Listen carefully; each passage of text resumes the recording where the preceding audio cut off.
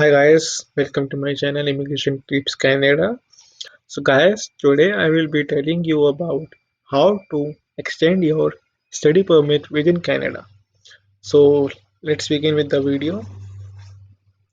So basically to apply your study permit extension, you need to just first go to search on Google GCK account IRCC.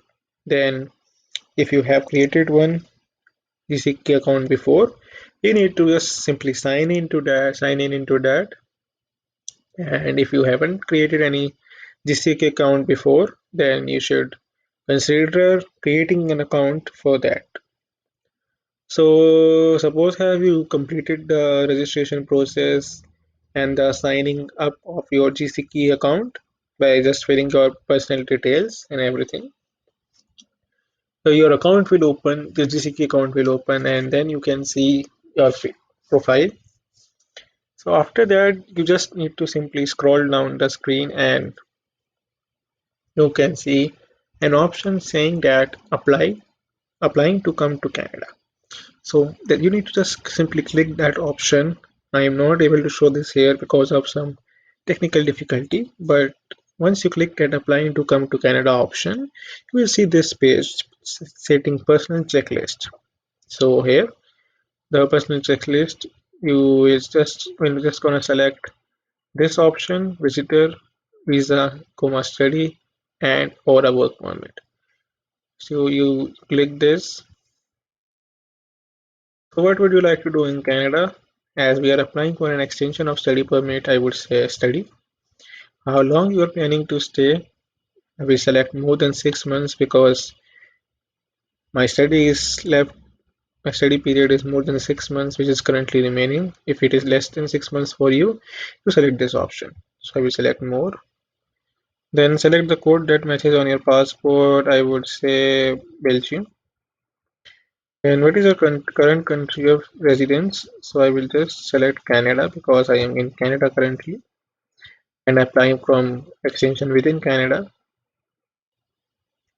So do you have a family member who is a Canadian citizen or a permanent resident and is 18 years or older? So in this you will select no because I don't have any members, so I will select no. If you have one, you can select yes for that.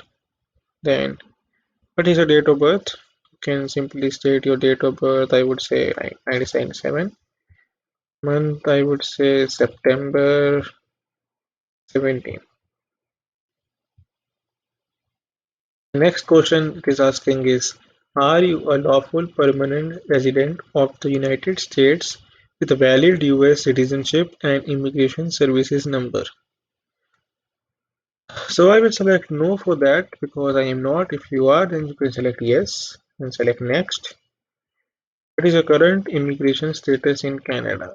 So I am a student, so I am selecting student. You can select whatever you are.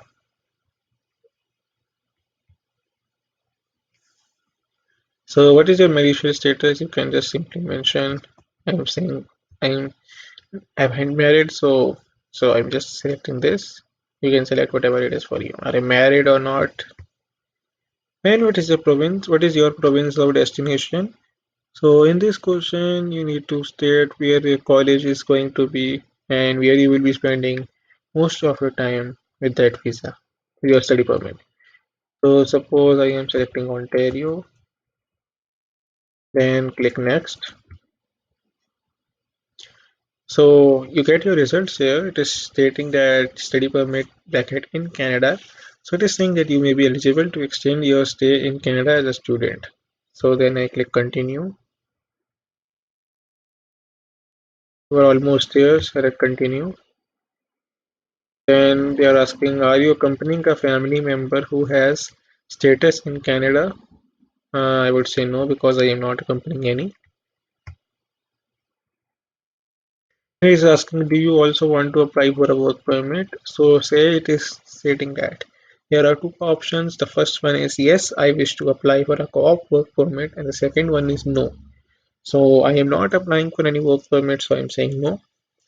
So I will tell you the co-op work permit. What is this? So the co-op work permit is for those who are willing to apply for whose program has a co-op in it.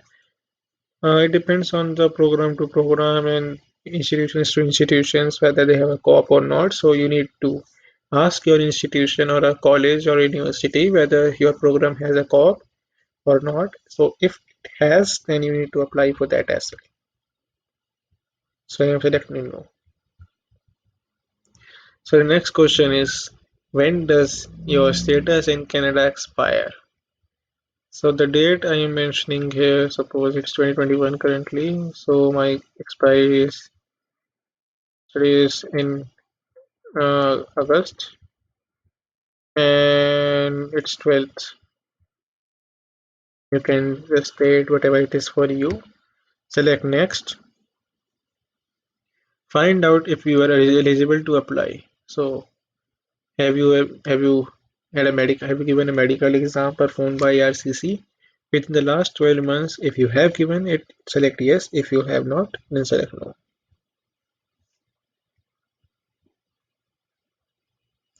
Have you lived in a designated country or a territory for more than 6 months in last year? So I would say no, because I haven't lived outside Canada for more than 6 months. If you have lived, you need to select yes. And if you select yes, then you need to give your medical once again. Do you want to submit an application for a family member? So I would say no, because I am submitting my own application. In case you are submitting for your family member, you will select yes in this option.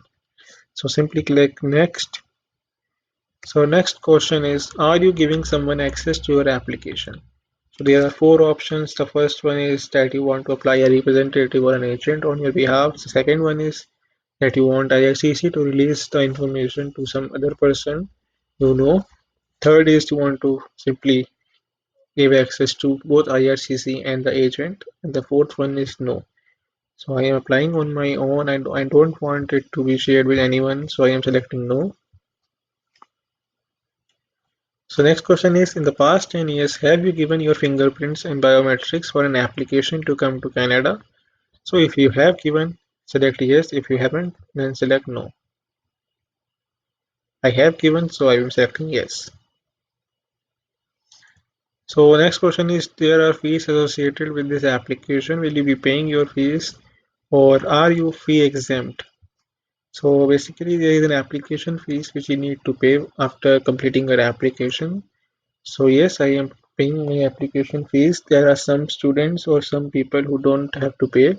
They have some exemptions. So it's very in rare cases. You need to just confirm with your agent or whatever it is. So I need to give my fees. I will select yes. Next question is, are you able to make a digital copy of your documents with a scanner or camera? So I can make, and it is important to make a scanned copy of all your documents. So I would say yes. So next question is, will you be paying your application fees online?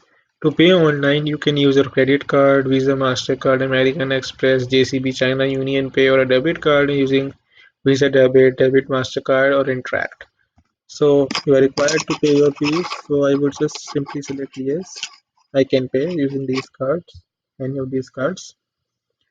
So you can simply read your results, whatever you selected in the past questions, and just scroll down and check whether you want to edit something with using this and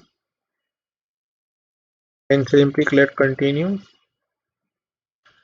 So the last step, these are the steps mentioned. You have completed all the four steps, all the three steps. Four steps. After paying the fees, remember that the document should be in PDF format and your photo should be in JPG format or PNG format. And just remember these things.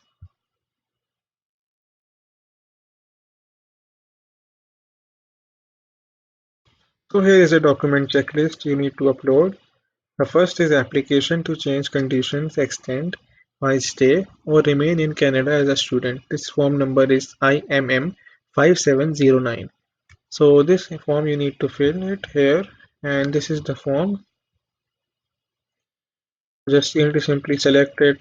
You are applying for extend, you select this option, the language English, and just fill the personal details, your personal details, information, everything, date of birth, place of growth, territory, and all the required information, your marital status, everything. And here also personal details you need to fill. Next is your passport number, the country of residence, everything is as well. Select yes or no, whatever it is for you. Then this is important, you need to write your mailing address, current mailing address, and your residential address. If it is same as the mailing address, you can simply select yes. Then continue to scroll down and just write your original date of entry to Canada, the original purpose of coming to Canada. You need to just mention it here. Then your details of intended study in Canada. So you need to just mention your institution name, your study level, whatever it is, doctorate, master's, bachelor, applied degree, whatever it is. You just need to select this and complete this information. Then you need to mention your tuition fees, your approximate expenses here, total funds for stay, and my expenses will be paid by whosoever it is, whether it is like you will pay your expenses on your own or your parents will make a payment. So we just need to simply fill this form. It is quite simple. And education, you have completed high school, whatever it is, your employment in the past 10 years, you need to mention here. Here complete this and just simply fill this form then. Any medical condition, if yes, fill yes and explain, then no if you haven't, and simply just continue to read this through. Quite simple. So basically, in military, have you been in a military? Select no. If you haven't, if you yes, select yes. It's quite simple. Just it's easy to understand. Then at the end, background information, continuation, yes or no, whatever it is for you. And at the end, you need to just sign in the form here, your name, and at the end, the current date you are signing the form. And don't forget to validate this form because after validation, your form will generate a barcode. You need to save that and then you need to just submit it on here. After it generates a barcode, you just need to submit it here. After that, you need a family information form you need to submit. Then a passport is required, letter of acceptance, proof of means of financial support. So in the letter of acceptance, you need to show a verification of enrollment in which your university or your institution will provide you with. You need to ask your immigration office for that. University's immigration office. They will provide you with a verification of enrollment form in which you will be mentioning that you will be a full-time student for the next year or so. Then in the proof of means of financial support, you will need to provide your bank statements of at least 3 or 6 months minimum. So in that you need to just show that you have enough funds to pay your tuition fees if you haven't paid and the living expenses. So suppose in let's take an example, your last year fees is $20,000 and your expenses you need to show is 10,000. So in total it is $30,000. So for the $30,000, I would recommend that you should show at least $30,000 in your statements, financial statements, and I would also recommend you showing little bit extra than the $30,000, like 33,000 to $35,000 in your statements, it would lead to a good impression on the it might lead to a good impression on the immigration officer. And yeah, and at the end you need to provide a digital photo in JPG format, and this is the optional document you are not required to submit this if you are submitting your application within Canada. And at the end you just need to pay your $150 application fees, and to upload the documents you need to just click here to upload.